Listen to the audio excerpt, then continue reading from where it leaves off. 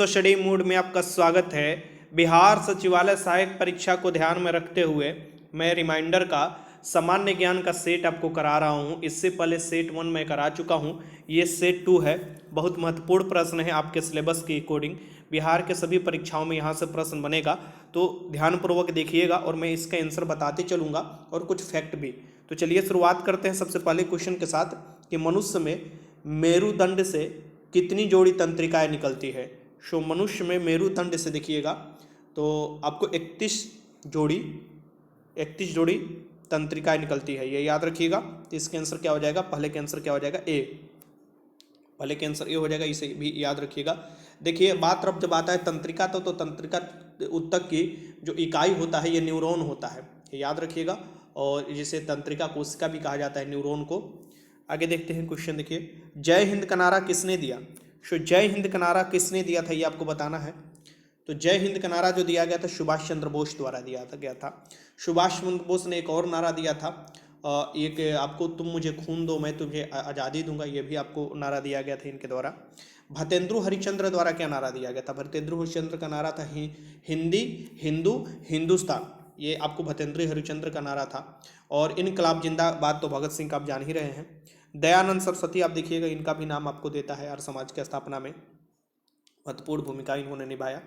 आगे देखिए question number 3, देखिए कोलाबा पॉइंट कहाँ है। यहाँ पर देखिए कोलाबा पॉइंट जो है ये कहाँ पर है, तो ये मुंबई में पड़ता है। कोलाबा जो पॉइंट है ये आपको मुंबई में। 3 के आंसर क्या हो जाएगा यहाँ पर, सी हो जाएगा। इसे भी याद रखिए, क्वेश्चन यहाँ से बनता है कि कोलाबा पॉइंट मुंबई में है। और आगे देखते हैं क्वेश्चन नंबर 4, देखिए चर्चित इल्बर्ट बिल विधेयक किस वायसराय के शासनकाल में पेश किया गया। इल्बर्ट बिल विधेयक क्या था, आपको इल्बर्ट बिल विधेयक के बारे में पता होना चाहिए। जैसे कि पहले क्या था ना कि अंग्रेज ही न्यायाधीश बनते थे, और अंग्रेज जब न्यायाधीश बनते थे सो अंग्रेजी कोई भी आपको न्याय दे सकते थे। लेकिन इल्बर्ट बिल विधेयक का विरोध किया गया, जिसे श्वेत विद्रोह भी कहा जाता है। आखिर ऐसा क्यों किया गया, तो ये रिपन के शासनकाल में आया था, और वो सोच रहे थे कि नहीं अब भारतीय भी जो है न्यायाधीश बन सकते हैं और आपको न्यायालय में आ सकते हैं और वो निर्णय दे सकते हैं। लेकिन इसका अंग्रेजों ने विरोध किया, जिसे श्वेत विद्रोह के भी नाम से जाना जाता है। तो ये आपको किसके, तो यहाँ पर दे रहा है कि चर्चित इल्बर्ट बिल विधेयक किस वायसराय के काल में पेश किया गया था। ये आपका आंसर आपको हो जाएगा इनमें से कोई नहीं, क्योंकि उस समय लॉर्ड आपको रिपन थे, लॉर्ड रिपन थे। और आपको देखिएगा लॉर्ड रिपन के शासनकाल में ही देखिएगा कि जो आपको सिविल सेवा के लिए जो प्रवेश परीक्षा होता था उसका उम्र 19 वर्ष किया गया था, घटाकर उसे फिर से 21 वर्ष कर दिया गया उन्हीं के शासनकाल में। देखिएगा तो 1881 में सर्वप्रथम नियमित जनगणना भी शुरुआत किया गया था। ऐसे जनगणना देखिएगा 1872 में शुरू हो चुका था, लेकिन नियमित जनगणना जब शुरुआत हुआ था वो आपको 1881 लॉर्ड रिपन के शासनकाल में ही शुरुआत हुआ था। वर्नाकुलर प्रेस एक्ट को ये समाप्त किए थे 1882 में, ये भी आप लोग जानते हैं, ये लॉर्ड रिपन ने ही समाप्त किया था। लॉर्ड डलहौजी के शासनकाल में रेल का परिचालन हुआ था। राज्य की हड़प नीति के लिए लॉर्ड डलहौजी जाने जाते हैं। क्वेश्चन नंबर 5 देखिए, सर्वप्रथम भारत में जजिया कर लगाने का श्रेय मोहम्मद बिन कासिम को जाता है। उसने किस वर्ग को इससे मुक्त रखा था। ये जजिया कर सबसे पहले जो लगाया गया था, यहाँ पर देखिएगा तो ये जजिया कर जो लगाया गया था ये आपको मोहम्मद बिन कासिम सबसे पहले लगाए थे। तो इससे आपको मुसलमानों को मुक्त रखे थे, गैर मुसलमान पर लगाया जाता था ये जजिया कर। और 5 के आंसर क्या हो जाएगा, ए हो जाएगा। मोहम्मद बिन कासिम अब देखिएगा 712 में ये आक्रमण किया था और सबसे पहले जजिया कर लगाया था। क्वेश्चन नंबर 6 देखिए, पल्लव किनके समंत थे। सो पल्लव किनके समंत थे ये आपसे बताना है। तो ये सातवाहनों के समंत थे। पल्लव किसके समंत से, सातवाहनों के समंत थे। क्वेश्चन डायरेक्ट पूछता है, आराम से आप लगा लीजिएगा, ठीक। और ये जो पल्लव हैं इनके बारे में अलग अलग देखिएगा अभिलेख भी मिलता है, जैसे कि प्राकृत भाषा में मिलता है, संस्कृत भाषा, और दोनों का इस्तेमाल इनके द्वारा किया जाता था। और पल्लव वंश के संस्थापक अगर पूछे तो सिंह विष्णु थे, ये भी आपको पता होना चाहिए। और इनकी राजधानी काची मतलब कांचीपुरम तमिलनाडु में आप जानते हैं, मंदिर भी है। क्वेश्चन नंबर 7 देखिए, विश्व में सर्वाधिक वर्षा होती है। तो विश्व में सर्वाधिक जो वर्षा होती है ये कहाँ पर होती है, ये माफ कीजिएगा, विश्व में सर्वाधिक वर्षा किस प्रकार की होती है पूछ रहा है। तो विशेष सी बात है, संवहनीय वर्षा होगा। संवहनीय वर्षा में क्या होता है आप जानते हैं, इसमें ताप का और दाब का महत्वपूर्ण भूमिका पर रहता है, ठीक। और जलवायु पढ़े होंगे तो उसमें ये पढ़े होंगे। तो संवहनीय वर्षा अब देखिए सर्वाधिक वर्षा होती है। और सबसे ज़्यादा वर्षा अगर देखा जाए तो मेघालय में होती है, मानसीरम चेरापूंजी में 2 जगह है, वहाँ पर होती है, ठीक। तो इसके आंसर क्या हो जाएगा, सी हो जाएगा। आगे देखते हैं क्वेश्चन नंबर 8 देखिए, सीमेंट में सेटिंग के समय को नियंत्रित करने के लिए मिलाया जाता है। यानी कि सीमेंट में सैंटिंग जो है, सैंटिंग के समय को नियंत्रित करने के लिए किसका मिलाया जाता है, तो इसका जिप्सम का मिलाया जाता है। जिप्सम का फॉर्मूला क्या होता है, CaSO4 × 2H2O, यही तो फॉर्मूला होता है। तो ये याद रखिएगा, फिर से मैं बता देता हूँ, CaSO4 × 2H2O। Plaster of Paris का पूछे तो CaSO4 × 12H2O, ये होता है। आपको फॉर्मूला दोनों याद रखिएगा। ये जिप्सम मिलाया जाता है सेंटिंग के लिए आपको सीमेंट में। तो 8 का आंसर क्या हो जाएगा, ए। पूछता है कि सीमेंट बनाने में मतलब क्या क्या मिलाया जाता है, सीमेंट बनाने में भी पूछ देता है, और अक्सर ये क्वेश्चन आता है। तो सीमेंट में चूना होता है, सिलिका होता है, एल्यूमिना होता है, मैग्नीशिया होता है, और आयरन कुछ सल्फर के ऑक्साइड भी होता है। ये आपको सीमेंट बनाने में उपयोग किया जाता है। आगे देखिए क्वेश्चन नंबर 9। धरातल के नीचे खड़े ढालों वाले गुंबदाकार रूप में लावा का जमाव कहलाता है। तो धरातल के नीचे की बात कर रहा है, खड़े ढालों वाले गुंबदकार रूप में लावा का जमाव क्या कहलाता है, आप देखिए अंदर ही जम जाता है, ये बैथोलिथ कहलाता है, इसे बैथोलिथ कहा जाता है। ठीक, 9 के आंसर ए हो जाएगा। क्वेश्चन नंबर 10 देखिए, ये जो बनता है ये ज्वालामुखी क्रिया द्वारा बनता है, बैथोलिथ, फेकोलिथ, लेथोलिथ है। क्वेश्चन नंबर 10 देखिए, रामेश्वर द्वीप को भारतीय मुख्य भूमि से निम्नलिखित में से कौन अलग करता है। सो रामेश्वर द्वीप का ये बता रहा है। ठीक, ये तमिलनाडु वाला क्षेत्र देखिए रामेश्वर द्वीप को, तो ये आपको देखिएगा मुख्य भूमि से पंबन द्वीप अलग करता है। कौन, पंबन द्वीप। तो इसका आंसर क्या हो जाएगा, बी हो जाएगा। पाक जलडमरू मध्य या पाक जो स्ट्रेट है, ये भारत और श्रीलंका के बीच में पड़ता है। 10 डिग्री चैनल जो है ये अंडमान निकोबार द्वीप समूह के बीच में। 9 डिग्री चैनल देखिएगा लक्षद्वीप और मिनिकॉय आपको देखिएगा उसके बीच में आपको पड़ता है। तो ये भी क्वेश्चन आपको याद रखिएगा, क्वेश्चन पूछता है। तो आगे चलते हैं, क्वेश्चन नंबर 11। कर के अंतिम भार को कहा जाता है। सो कर के अंतिम भार को कारापात कहा जाता है। क्या कहा जाता है, कारापात कहा जाता है। 11 के आंसर क्या हो जाएगा, ए हो जाएगा। आगे देखते हैं क्वेश्चन देखिए 12। केंद्रीय बैंक द्वारा खुले बाजार में प्रतिभूतियों को बेचे जाने से उत्पन्न होती है। अगर केंद्रीय बैंक द्वारा अगर खुले बाजार में अगर प्रतिभूति बेचने लगे तो प्रतिभूतियों को बेचने से क्या हो सकती है, अस्फीति आ सकती है, अस्फीति उत्पन्न हो जाती है। इसके आंसर क्या हो जाएगा, 12 के आंसर बी हो जाएगा। क्वेश्चन नंबर 13 देख लीजिए, यहाँ पर 2 अक्टूबर होना चाहिए। ठीक, 2 अक्टूबर 2000 को इंडिया मिलेनियम डिपॉजिट योजना प्रारंभ किस बैंक द्वारा किया गया था। सो ये आपको इंडिया मिलेनियम डिपॉजिट योजना का जो प्रारंभ किया गया था, ये किसके द्वारा किया गया था, तो एसबीआई के द्वारा किया गया था। भारत में या यूके में देखिएगा एसबीआई की बहुत ही शाखा मिलता है सबसे अधिक। और जो आप देखिएगा आरबीआई हमारा सेंट्रल आपको बैंक है, रिजर्व बैंक ऑफ इंडिया, इसका मुख्यालय कहाँ पर मिलेगा, तो मुंबई में। ऐसे एसबीआई का भी मुख्यालय कहाँ मिलेगा, मुंबई में। ठीक, क्वेश्चन नंबर 14 देखिए, भारत में मुस्लिम राज्य की स्थापना का मार्ग किस युद्ध से प्रशस्त हुआ। तो भारत में मुस्लिम राज्य की स्थापना का जो आपको मार्ग प्रशस्त हुआ था, ये तराइन के युद्ध से हुआ था। तराइन के 2 युद्ध हुआ था। तराइन का प्रथम युद्ध जो हुआ था ये आपको 1191 में हुआ था, पृथ्वीराज चौहान, और ये पृथ्वीराज चौहान तृतीय थे, ये भी याद रखिएगा। पृथ्वीराज चौहान तृतीय और मोहम्मद गोरी के बीच में जो आपको 1191 में हुआ था पहला तराइन का युद्ध, उसमें आपको पृथ्वीराज चौहान जीत जाते हैं। फिर आपको इसके बाद देखिएगा 1100 आपको देखिएगा 92 में जो हुआ था, 1192 में जो हुआ था तराइन के द्वितीय युद्ध, इसमें आपको पृथ्वीराज चौहान हार जाते हैं और यहीं से आपको मोहम्मद गोरी आपको देखिएगा यहीं से जीत जाता है। तो मुस्लिम लीग की स्थापना का श्रेय यहाँ से बन जाता है। ठीक, तो यहाँ पर देखिएगा इसका आंसर क्या हो जाएगा, तराइन के युद्ध हो जाएगा। पानीपत के 3 युद्ध हुआ है अभी तक। पानीपत का प्रथम युद्ध हुआ है 1556 में, माफ कीजिएगा यहाँ से मैं आपको बता देता हूँ। पानीपत का अभी तक 3 युद्ध हुआ है। एक तो आपको 1526 में बाबर और इब्राहिम लोदी के बीच में बाबर जीत जाता है, मुगल वंश का स्थापना होता है। दूसरा जो हुआ था ये 1526 में हुआ था, हेमू और माफ कीजिए 1556 में हुआ था, ये 26 तो पहला हो ही गया। 1556 में हेमू और आपको देखिएगा उस समय अकबर का आपको संरक्षक बैरम खां था, तो उसके बीच में हुआ था। और तीसरा जो हुआ था यह 1761 में हुआ था, मराठों और आपको अफगानों के बीच में हुआ था। तालीकोटा का युद्ध जानते हैं कि इसमें आपको विजयनगर साम्राज्य तहस नहस हो जाता है तालीकोटा के युद्ध में। ये कब हुआ था, तो ये भी पूछता है। तो तालीकोटा का 1565 में हुआ था, तालीकोटा का युद्ध जिसे बोला जाता है। खानवा के युद्ध जो हुआ था ये राणा सांगा और आप देखिएगा इसमें हुआ था, बाबर के बीच में हुआ था 1527 में।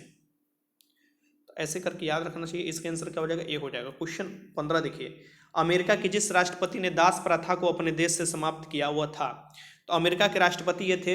अब देखिएगा 1862 में देखिएगा गृह युद्ध भी होता है अमेरिका में। ठीक, उत्तरी जो राज्य है अमेरिका का और दक्षिणी राज्य अपना लड़ जाते हैं यही दासी के चलते। तो ये थे अब्राहम लिंकन, और ये ख़त्म भी कर देते हैं दास प्रथा को। तो अब्राहम लिंकन फिर मारे भी जाते हैं। आपको पता होना चाहिए कि इन पर जानलेवा हमला हुआ और फिर ये मारे गए। तो दास प्रथा का उन्मूलन ये इन्होंने 1863 में किया था, जनवरी 1863 में। और इनका निधन जो हुआ था ये हुआ था 4 मार्च 1865 में।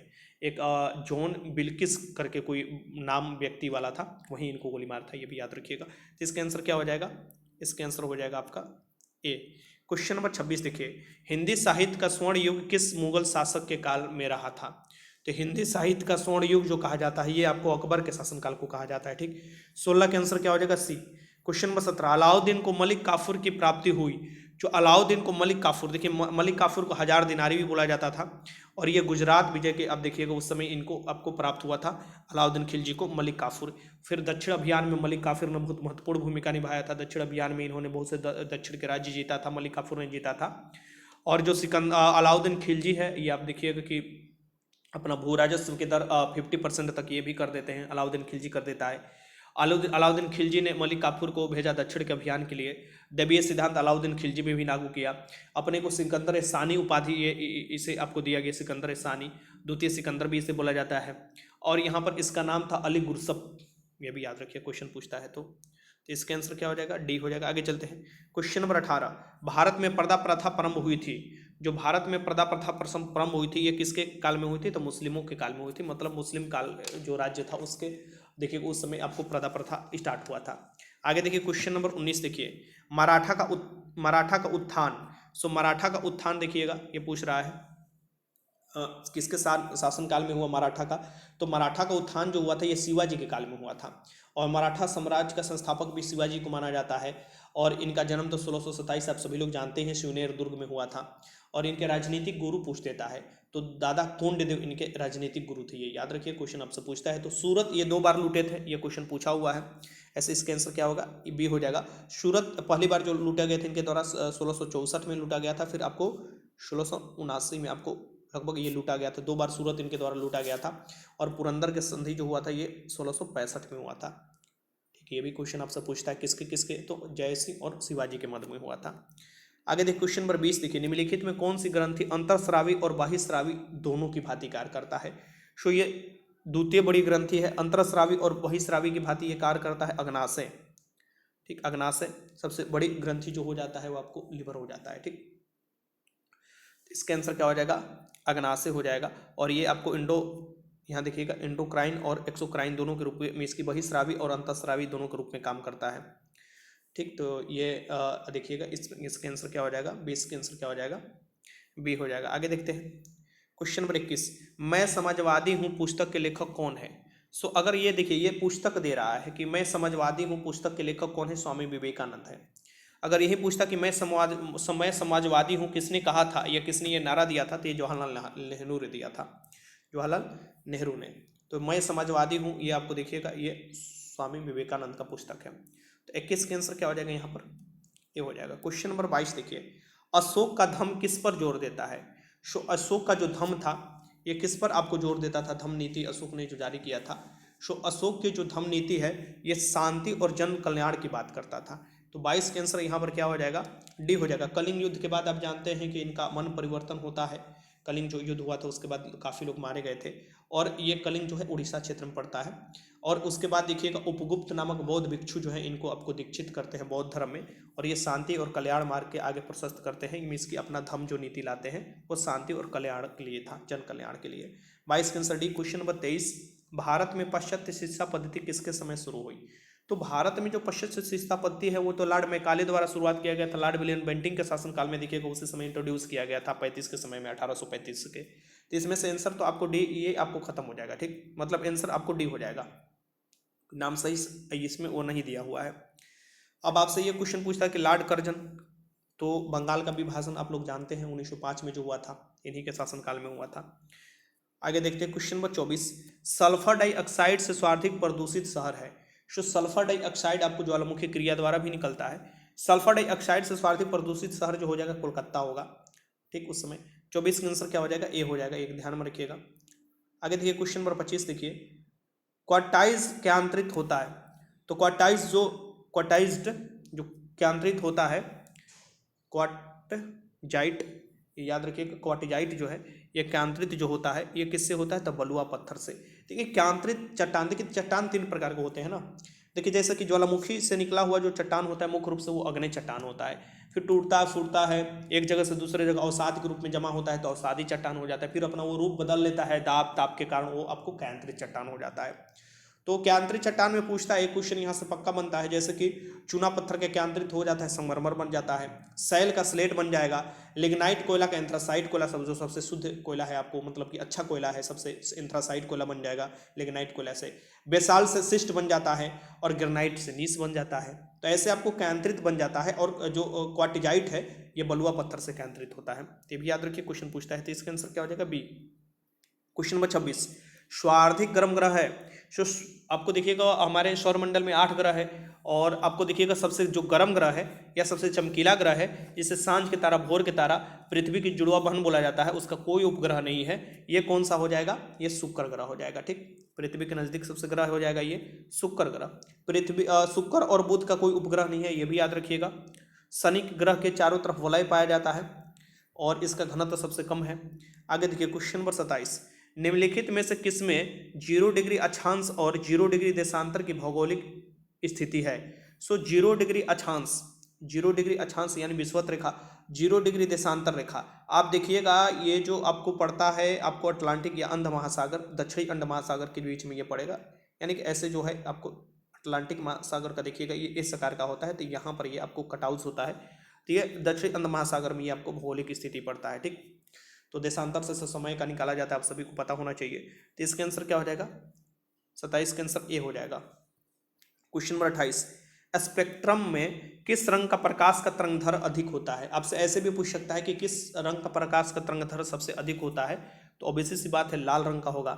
लाल रंग का तरंगधर अधिक होगा तो पटकिरण सबसे कम होता है, इसलिए ज़्यादातर देखिएगा रेड लाइट में लाल का ही इस्तेमाल, मतलब कि खतरा वाला लाइट में रेड लाइट का इस्तेमाल किया जाता है, जैसे कि रेलवे वाला या कहीं भी रोड पर भी, क्योंकि इसका प्रकीर्णन कम होता है। सबसे कम तरंगधर किसका है? तो बैगनी का है, तो इसका सबसे अधिक प्रकीर्णन होता है। तो इसका आंसर क्या हो जाएगा? ये दे रहा है कि प्रकाश धन सबसे अधिक है तो लाल हो जाएगा। 28 के आंसर आप आराम से लगा लीजिएगा। ठीक, 28 के आंसर डी हो जाएगा, कोई कंफ्यूजन नहीं होना चाहिए। क्वेश्चन नंबर 29, भवभूति का मूल नाम क्या था? सो क्वेश्चन नंबर 29 है कि भवभूति का मूल नाम क्या था। ठीक, तो इनका नाम था, आपको क्वेश्चन पूछता है ये पूछा हुआ एग्जाम में, श्रीकंठ इनका नाम था, श्रीकंठ भवभूति का आपको जो देखिएगा मूल नाम। तो आंसर क्या हो जाएगा? सी हो जाएगा। आपसे क्वेश्चन पूछता है कि भगत सिंह को क्या कहा जाता था? शहीद आजम कहा जाता था। लता मंगेशकर को स्वर कोकिला कहा जाता है। सरोजिनी नायडू को भारत कोकिला के नाम से जाना जाता है। तो ऐसे उपनाम दिए जाते हैं। क्वेश्चन आगे देखिए 30, भारत का सबसे छोटा राजमार्ग है। ऑप्शन के अकॉर्डिंग भारत का सबसे छोटा जो राजमार्ग हो जाएगा NH-47A हो जाएगा, और सबसे बड़ा जो होता है NH-44, आपको पता होना चाहिए, नेशनल हाईवे 44, और सबसे छोटा में हो जाएगा NH-47A। ये सबसे छोटा राजमार्ग है ऑप्शन का अनुसार। तो यहाँ पर देखिएगा 30 के आंसर क्या हो जाएगा? सी आप आराम से लगा लीजिएगा। ठीक, क्वेश्चन नंबर 31 देखिए, उस चित्रकार का नाम बताए जो मूर्तिकार भी था। सो उस चित्रकार का नाम बताना है जो मूर्तिकार भी था। तो ये माइकल एंजेलो जो थे ये चित्रकार के साथ साथ मूर्तिकार भी थे। 31 के आंसर क्या हो जाएगा? ये हो जाएगा। क्वेश्चन नंबर 32 देख लीजिए, त्रिस्तरीय पंचायती राज व्यवस्था की अनुशंसा की गई थी। जो त्रिस्तरीय पंचायती राज व्यवस्था है इसकी अनुशंसा जो किया गया था ये बलवंत राय मेहता समिति। जो 2 स्तरीय पंचायती राज व्यवस्था है उसकी अनुशंसा अशोक मेहता समिति ने किया था। अब त्रिस्तरीय पंचायती राज व्यवस्था में ग्राम स्तर पर ग्राम पंचायत, प्रखंड स्तर पर पंचायत समिति और जिला स्तर पर जिला परिषद, आपको पता होना चाहिए जिला पर जिला परिषद हो जाता है। तो ऐसे कर कर आपसे क्वेश्चन पूछता है। तो अगर आपको देखा जाए कि पंचायती राज की शुरुआत कब की गई थी, तो 2 अक्टूबर 1959 को जवाहरलाल नेहरू उस समय प्रधानमंत्री थे, राजस्थान के नागौर से शुरुआत किया गया था। फिर देखिएगा 11 अक्टूबर 1959 को आंध्र प्रदेश में इसे भी शुरुआत किया जाता है। तो यहाँ 32 के आंसर आप आराम से लगा लेंगे, बलवंत राय। ठीक, 73वां संविधान संशोधन द्वारा आप सभी को पता है कि पंचायती राज को संवैधानिक दर्जा, अगर नगर पालिका नगर नियमावली है तो उसे 74वां संविधान संशोधन द्वारा संवैधानिक दर्जा दिया गया था। और जो ये जो है क्या है, आखिर पंचायती राज क्या है? तो ये विकेंद्रीकरण करता है, यानी कि शक्ति का विकेंद्रीकरण करता है। ठीक, निचले स्तर पर आता है शक्ति को लेकर। तो ये आपका आंसर क्या हो जाएगा यहाँ पर? बी। क्वेश्चन नंबर 33 देखिए, लोकसभा का विरोधी दल का पहला मान्यता प्राप्त नेता कौन था? सो लोकसभा के जो विरोधी दल के पहला मान्यता प्राप्त नेता थे ये इनका नाम बताना है, ये कौन थे? तो ये थे YB चौहान। तो इसका आंसर क्या हो जाएगा? सी हो जाएगा। कोई भी विरोधी दल के नेता बनने के लिए या अगर संसद में गणपूर्ति या विधानसभा में भी गणपूर्ति के लिए मतलब कि कम से कम कोरम के लिए आपको कितना चाहिए? 1/10 का सदस्य चाहिए। और विपक्ष के नेता बनने के लिए भी 1/10 का सदस्य चाहिए पूरे आपको सदन का। क्वेश्चन नंबर 34 देखिए, संयुक्त बैठक में विधेयक को किस प्रकार पारित किया जाता है? संयुक्त बैठक में जो विधेयक होता है इसको किस प्रकार पारित किया जाता है? संयुक्त विधेयक आप जानते हैं सामान्य विधेयक पर ही आता है और साधारण विषय जिसे बोला जाता है। तो 108 आर्टिकल के तहत संयुक्त अधिवेशन के बारे में बताया गया है, यानी कि कोई अगर गतिरोध होता है सामान्य विधेयक, ठीक, उस पर या अगर कुछ बुलाया जाता है उस पर संयुक्त अधिवेशन बुलाया जाता है। और संयुक्त अधिवेशन राष्ट्रपति बुलाते हैं, अध्यक्षता लोकसभा के अध्यक्ष करते हैं। तो इसमें किस आधार पर लिया जाता है निर्णय? तो निर्णय लिया जाता है इसमें साधारण बहुमत ही आप बोल सकते हैं कि जो मतदान करेंगे सभी सदस्य उनका बहुमत होना चाहिए। इसका आंसर आप क्या लगाइएगा? ऑप्शन देख लीजिए, सभी 34 का ऑप्शन देख लीजिए, उसके बाद आंसर लगाइए। तो इसका आंसर लगा दीजिएगा बी, दोनों सदनों में उपस्थित और मतदान करने वाले सभी सदस्यों के बहुमत से। ठीक, तो इसका आंसर क्या हो जाएगा? बी हो जाएगा। क्वेश्चन नंबर 35 देखिए, थोड़ा बड़ा कर लेता हूँ उसे। क्वेश्चन नंबर 35 है कि सकल राष्ट्रीय उत्पाद एवं शुद्ध राष्ट्रीय उत्पाद में अंतर है। तो सकल राष्ट्रीय उत्पाद और शुद्ध राष्ट्रीय उत्पाद में मात्र आपको किसका अंतर होता है ये आपको बताना है। तो पूंजी पर मूल्य ह्रास के बराबर जो होता है यही अंतर होता है। ठीक, तो यहाँ पर 35 के आंसर ए। बहुत क्वेश्चन ये बार बार पूछा जाता है, महत्वपूर्ण क्वेश्चन है। 36 देखिए, पेरियार जल विद्युत परियोजना किस राज्य में स्थित है? सो पेरियार जो जल विद्युत परियोजना है इसका आपको बताना है किस राज्य में स्थित है। तो पेरियार जल विद्युत परियोजना है केरल राज्य में आती है। पेरियार नदी भी है, आपको पता होना चाहिए। ठीक, तो ये क्वेश्चन आपसे पूछता है, तो इसका आंसर क्या हो जाएगा? केरल हो जाएगा। क्वेश्चन नंबर 37 देखिए, अंतर्राष्ट्रीय मानक संस्थान जिसे ISO बोला जाता है इसका मुख्यालय कहाँ पर है? तो अंतर्राष्ट्रीय मानक संस्थान जो है इसका जो मुख्यालय आपको मिलता है ये जनेवा में मिलता है। कहाँ पर मिलता है आप लगा लीजिएगा 37 के आंसर बी, जनेवा में। आपको देखिएगा WTO का भी मिलता है, world trade organisation, WHO world health organisation का भी मिलता है, WIPO का भी मिलता है। तो इसका मुख्यालय यहाँ सब मिलता है। ILO का भी मुख्यालय यहीं पर मिलता है। आगे देखते हैं क्वेश्चन नंबर 38, DTH हेतु प्रक्षेपित उपग्रह का नाम क्या था? सो DTH हेतु जो प्रक्षेपित उपग्रह था इसका नाम था इनसेट 4A। इनसेट 4A इसका नाम था, ये याद रखिएगा। इसका आंसर क्या हो जाएगा? बी। क्वेश्चन नंबर 39, भारत को कहा गया है। सो भारत को क्या कहा गया है? हमारा जो भारत है उसको देखिएगा आर्टिकल 1 में ही आपको ये मिलेगा। आर्टिकल 1 मिलेगा, यहाँ भाग कहिएगा तो भाग 1 हो जाएगा, यहाँ अनुसूची कहिएगा तो अनुसूची 1 हो जाएगा। ठीक, तो यहाँ पर ये कहा गया है भारत जो होगा राज्यों का संघ होगा और भारत और इंडिया इसका नाम होगा। ठीक, ये याद रखिएगा। तो 39 के आंसर क्या हो जाएगा? सी हो जाएगा। आगे देखते हैं क्वेश्चन नंबर 40, स्प्रूस, यहाँ पर देखिए स्प्रूस, फर, पाइन के वृक्ष मुख्यतः किस प्रकार के वनों में पाए जाते हैं? तो स्प्रूस, फर या पाइन जो पाए जाते हैं ये आपको किस प्रकार के? तो टाइगा वन होते हैं। क्या होते हैं? टाइगा होते हैं। 40 के आंसर क्या हो जाएगा? यहाँ पर डी हो जाएगा। Question number 41, centre for advance technology का मुख्यालय कहाँ है? तो सेंटर फॉर एडवांस टेक्नोलॉजी का मुख्यालय इंदौर में है। सी हो जाएगा 41 के। क्वेश्चन नंबर 42, निम्नलिखित में किसे द्वितीय सदन कहा जाता है? देखिए कंफ्यूजन नहीं होना चाहिए, प्रथम सदन या निम्न सदन दोनों एक ही होता है। प्रथम सदन, निम्न सदन लोकसभा को कहा जाता है और द्वितीय सदन या उच्च सदन किसे कहा जाता है? राज्यसभा को बोला जाता है। अस्थायी सदन भी है राज्यसभा। ठीक, ये भी याद रखिएगा। तो इसका आंसर क्या हो जाएगा? द्वितीय सदन राज्यसभा हो जाएगा। क्वेश्चन नंबर 43, भारत के महान्यायवादी अधिकतम किस उम्र सीमा तक अपने पद पर रह सकते हैं? तो भारत के महान्यायवादी भारत सरकार के सबसे बड़े कानूनी अधिकारी होते हैं ये, और अटॉर्नी जनरल ऑफ इंडिया इन्हें बोला जाता है। आर्टिकल 76 में इनका भूमिका मिलेगा, इसकी वर्णन मिलेगा। अब आपको यहाँ होगा कि इनकी नियुक्ति राष्ट्रपति करते हैं, राष्ट्रपति के प्रसाद पर्यंत अपना पद धारण करते हैं, लेकिन मैक्सिमम ये रह सकते हैं 65 वर्ष यहाँ पर उम्र जो होगा, ठीक, पूर्ति होने तक। तो 43 का आंसर डी हो जाएगा। क्वेश्चन नंबर 44, डुरंड रेखा निम्नलिखित में से किन देशों की सीमाओं को सीमांकन करती है?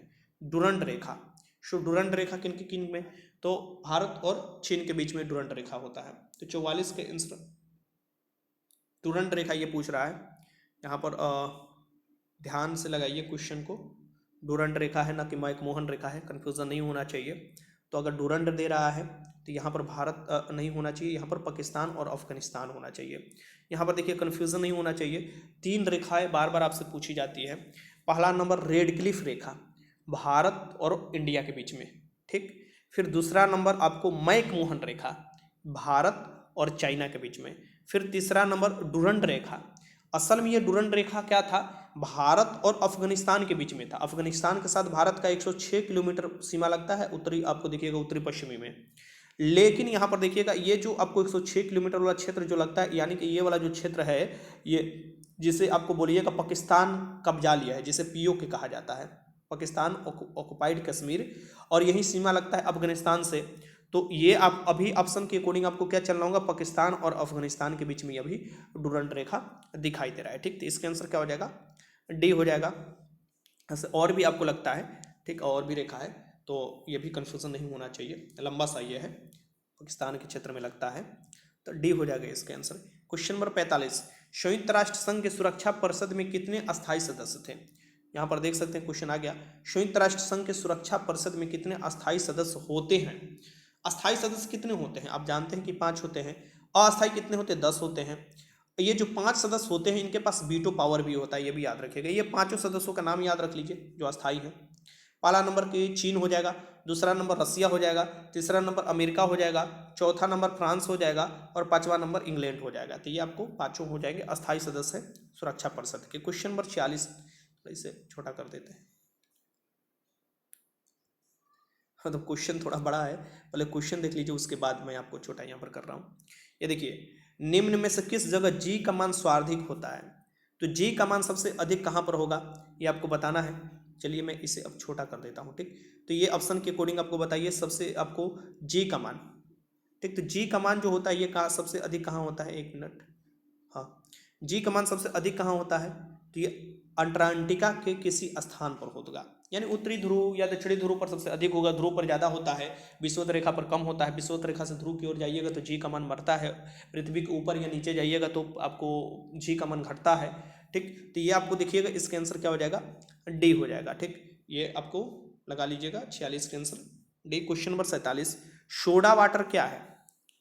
सोडा वाटर क्या है ये आपको बताना है। क्वेश्चन नंबर 47 है, 1 बिलियन है। सोडा वाटर क्या है, 1 बिलियन है। क्वेश्चन नंबर 48, 25 डिग्री सेल्सियस पर उदासीन विलयन का पीएच है। सो पीएच वैल्यू अम्लीयता, क्षारीयता, उदासीनता को मापता है। सो आपको देखिएगा 25 डिग्री पर आपको उदासीन विलयन का पीएच जो हो जाता है, यानी उदासीन जल का पीएच 7 होता है, ये आप सभी लोग जानते हैं, इसमें कोई कन्फ्यूजन नहीं होना चाहिए। और सोरेनसन जो है इन्हीं ने आपको ये दिया था कैसे मापना है अम्लीयता, क्षारीयता, उदासीनता। तो हाइड्रोजन के साधारण यानी कि पीएच वैल्यू वाला जो आपको दिया गया था सोरेनसन द्वारा दिया गया था। ठीक, और 7 से कम होता है तो अम्लीय होता है, और 7 से अधिक होता है तो क्षारीय होता है। क्वेश्चन नंबर 49 देख लीजिए, अवत्त सारणी में निम्न में से किसकी शून्य इलेक्ट्रॉन बंधुता यानी एफिनिटी होती है। सो अक्रिय गैस देखिएगा, जिसे आप निष्क्रिय गैस भी बोलते हैं। ठीक, और ये सब क्या हो जाएगा, रेडोन इसमें हो जाएगा आंसर। तो 49 का आंसर क्या हो जाएगा, डी। तो अवत्त सारणी में रेडोन का शून्य इलेक्ट्रॉन बंधुता होगा। जैसे और भी है helium, neon, argon, krypton, xenon, radon, ये सब निष्क्रिय अक्रिय गैस कहा जाता है। ये अवत्त सारणी के शून्य वर्ग के अंतर्गत तत्व है। ठीक, तो इसका आंसर क्या हो जाएगा, डी। क्वेश्चन नंबर 50, यहाँ पर देखिए, दक्षिण भारत में चालुक्य वंश की स्थापना किसने किया था। ये देखिए क्वेश्चन कंफ्यूजन नहीं होना चाहिए। तो दक्षिण भारत में दिया चालुक्य वंश की स्थापना, तो पुलकेशिन फर्स्ट ने किया था, आराम से लगा लीजिएगा। ठीक, हरिहर और बुक्का ने आपको देखिएगा विजयनगर साम्राज्य की स्थापना किया था। अब आपसे ये पूछे कि कल्याणी के चालुक्य वंश की स्थापना किसने किया था, तो तैलप थर्ड ने किया था। तैलप थर्ड ने, और ये रानीखेत अपना राजधानी बनाया था। आपसे ये क्वेश्चन पूछता है कि चालुक्य वंश के सबसे प्रतापी शासक कौन थे, तो विक्रमादित्य फोर्थ है, ये भी याद रखिएगा। आपसे ये क्वेश्चन पूछता है कि वातापी के चालुक्य वंश की स्थापना किसने किया था, तो जयसिंह ने किया था। और बेंगी के चालुक्य की स्थापना जो किया गया था विष्णुवर्धन ने किया था। तो अलग अलग जो चालुक्य थे उनका पूछता है। ठीक, तो आपको क्वेश्चन में मैंने आपको बता दिया। ठीक है, 50 क्वेश्चन था, कितने क्वेश्चन सही किए जरूर बताइएगा। आप लोग बताते हैं तो मुझे भी पता चल पाता है कि आप लोग कितना स्कोर अच्छे से कर रहे हैं। क्वेश्चन में कोई डाउट है तो कमेंट बॉक्स में लिख सकते हैं। लगातार ऐसे वीडियो आपको मिलते रहेंगे। मैं ये पूरा बुक आपको खत्म कराने वाला हूँ, एग्जाम से पहले आपका पूरा कोशिश रहेगा। थोड़ा अभी तबीयत खराब चल रहा है, इसलिए आप देखिएगा आवाज़ में भी थोड़ा रुक रुक कर आ रहा होगा। ठीक, तो वीडियो देखने का बहुत बहुत धन्यवाद।